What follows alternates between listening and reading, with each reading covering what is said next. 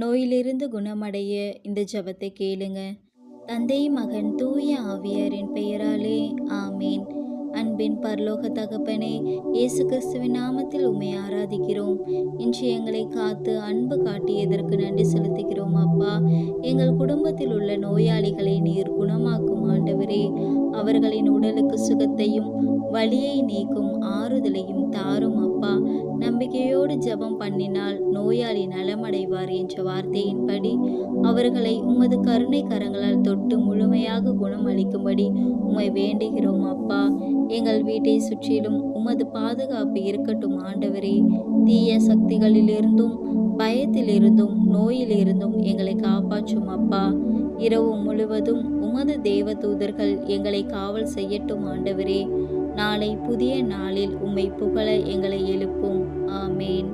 தினமும் குடும்ப ஜெபத்திற்கு இறைவாழ்வு சேனலை ஃபாலோ பண்ணுங்க.